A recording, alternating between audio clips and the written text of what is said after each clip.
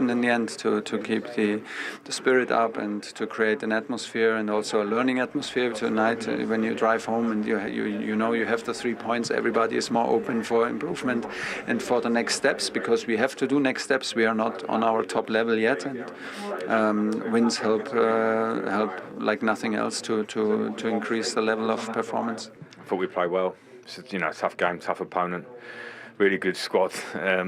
I thought the penalty was the only difference in the teams.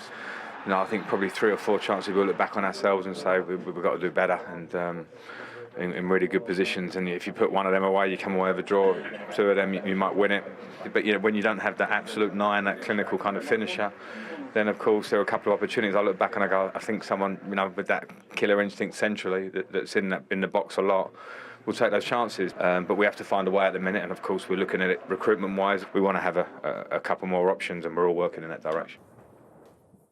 Well, Thomas, this has not been a kind ground to Chelsea in the last few seasons. How satisfied are you to have come through that? Yeah, it's like you said, we struggled last seasons to get points here. We have the points. Well, a win is a win. It's the most important for everything. Also to get better, because we have to get better. Okay, so I was going to say, that you say a win's a win. Does that tell us the performance wasn't everything you hoped it would be? No, but I could assume that that we maybe are not on a highest level. We have players in, but they came in late. Pre-season was kind of a bit of turbulent. The last week in training was very promising. In some situations through the first half was quite good. Then the second half I think we had simply not enough movement on the ball, and with less movement, more ball losses. And it was a bit of a strange second half without a rhythm for no team and interruptions, and in the end 10 minutes extra time, a bit strange. But we hang in, and we did what was necessary to keep a clean sheet, so there are positive things, and from there we go. So in a way, is it a classic first game of the season, just a little bit rusty? Yeah, for us, yes, and very classic that we win 1-0 with a penalty from Jorginho, also very classic. Like I said, we know we need to get better, but this first of all, a win helps the most to be open for improvement and for the atmosphere and the spirit, and this is where we go, and then from where we build the next step. New signings today. Sterling looked sharp first half, and yes. Koulibaly okay? Koulibaly, and then we struggled with physicality, because Koulibaly is still a bit late and came late and lacks a bit of training. Raheem was very strong, struggled also physically in the end, and very happy with the 20 minutes from Cucurella. Was very strong and very important for us. Koulibaly came off. Was that just cramp? Yeah, cramps, and yeah. Okay, so moving forward, you're linked with players in almost every area of the pitch. Well, you are linked with players in every area of the pitch. You've talked about being a team in transition. Are you looking to add? Yeah, defender, midfielder, striker? Yeah, if we can add, we add. Maybe not necessarily midfielders as a first option, but we're open for everything, and I think we can use new energy and new legs and fresh input to bring us to a new level. If not, then we will push this team, but I think we could use some more input and some more quality. We're on it, but we will not tell you. I thought you wouldn't. What does today tell you about what you might be able to achieve this season? I listened to your press comments on Friday, and you almost don't seem sure yourself. Yeah, I'm not sure myself. That's why I don't want to put pressure on us, and I don't want to, and at the same time I don't want to lower our expectations. But giving the performance today and the quality of the match today, we do what we should do, I think. Dig in, keep quiet, stay humble, analyze this game. There's a lot of things to improve, and we have a whole week, and the next week we'll have one headline. This is Tottenham. Well done. Good, thanks. Yeah. Well, it brings us exactly to your analysis, Alan, because you were going to... Everton really looked like a team without a striker, which is exactly what they are at present, with Calvert-Lewin being even with Calvert-Lewin and Rondon, they still need a forward in there. Of course, they didn't have either of them today. They're not going to have Calvert-Lewin for a while, and it was plainly obvious today their problem. I mean, there's no blame at all to Anthony Gordon, because he's trying to do his team a favour by being in there. But this is an amazing ball in there, and that should be in the back of the net. And a centre forward, as Frank said, a number 9. I'm pretty sure that would be in there because he just doesn't really want to head it. Takes his eye off the ball. Similar sort of thing here. Another very good ball in. This time he gets on the end of it, but it's, as I said, you can't really attach any blame to him at all. They're looking for a focal point here. They're looking for that centre forward look. Thiago Silva, Azpilicueta, not really having to do anything. No one running in behind. And that's eventually what happens when you haven't got that target to hit. Second half, similar thing. Dele Alli comes on, long, hopeful ball up to him, and he's not going to really do anything with that. So they've got to give Frank Lampard a chance and bring a centre forward in. Otherwise, I'd really be concerned for Everton. As for Chelsea, Ian, I mean, they're spending big, aren't they? They're having a go. I mean, it wasn't a great game today, was it? It was a bit scrappy. Yeah. But they got new players in, and they'll be happy with the 3 points.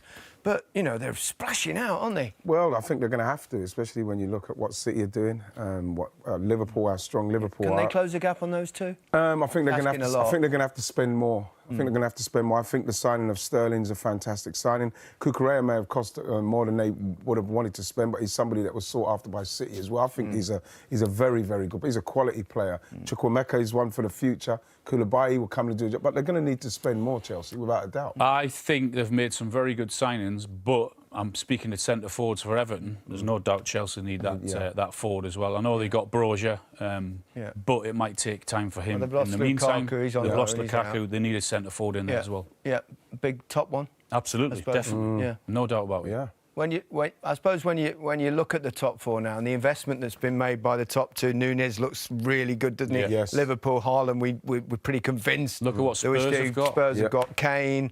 Arsenal have bought in Jesus. Yeah, exactly. And they do need that focal point. Definitely, no doubt about it. OK.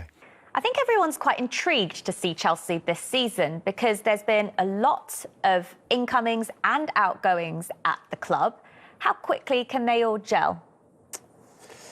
I think they'll gel quite quickly. Look, they signed top players. I mean, Koulibaly is an exceptional defender, one of the best 1v1 defenders, I think, in Europe. So he obviously, losing Rudiger is a big blow. The contract situation there, and Christensen was strange that they left on a free. But Raheem, Sterling, Koulibaly, Cucurella, I mean, look, and the young lad they signed from Aston Villa, he's fantastic. He is such a powerhouse. So I think they'll be good. I don't think they'll be good enough to catch Man City and Liverpool, but they've signed very good players. But they still looks like they need a centre forward there, don't they? They need that focal point. Lukaku just didn't work out. No, it didn't. And I think the fact that he's been able to go on loan, I think that kind of was a lot of talking point off the pitch last year. Kai Havertz went in there, did a really good job, but I think Sterling will be fantastic for Chelsea. I still think he's got a lot to offer, and I think some of the signings they have made, obviously losing Rudiger, as Owen mentioned, is a massive loss. But, I think Chelsea are going to be good. But this is a Chelsea team. If Abramovich was still the owner, he probably wouldn't give Tuchel this much time, because we know they used to sack managers constantly. And this is Chelsea. They spend a lot of money on players, and therefore, they have to be pushing. We expect Chelsea. I think people expected Chelsea to win the league last year when they brought in Lukaku. That didn't really work out. And they nearly missed out on the top 4 spot last year. So for me, that's not really good enough for Chelsea. But I still think against Everton, and we'll come to Everton obviously in a second, but I think they're going to struggle this year. Well, with Lukaku going out on loan back to Inter, Sterling coming in, how does he fit into the forward line at Chelsea?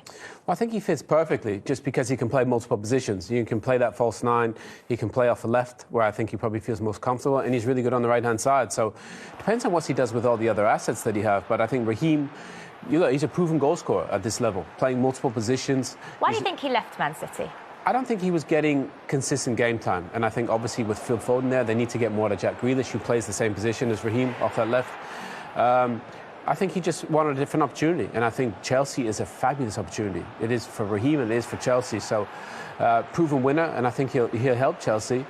But, Kai Havertz, Leanne's right. Kai did great as a centre forward. And then you still got Mason Mount, you got Ziyech, and you got Pulisic. You got all these pieces of the puzzle, but they're all kind of attackers, aren't they? They're not, they play one position, they play multiple positions. And I think Tuchel's got a set on who's going to be his attack, who's going to be in that 3. Yeah, I think Sterling will really do well for Chelsea. And I said earlier, you've got to give Pep credit for allowing him to go to Chelsea, but I don't see him thinking that Chelsea are a threat. But I think Sterling will be brilliant. He can play anywhere. And I almost feel like he's a bit underrated by a lot of people. I think he did really well for Manchester City, as he did for Liverpool. But I think, you know, a lot of people, he seems to go past the radar because they've got Mahrez, they've got Grealish, and he wasn't going to play, really. So I'm happy for him because it's a massive move and he's still got a lot to offer. So where Chelsea have options, Everton basically have none going forward because unfortunately for Dominic Calvert-Lewin, he picked up a bit of a freak injury, I think Frank Lampard called it, in pre-season. And Rondon is suspended for the first match of the season as well. It's not looking good. No, and I think they let Richarlison go too easily to Tottenham. I feel like it was almost like he was linked and then he was allowed to go.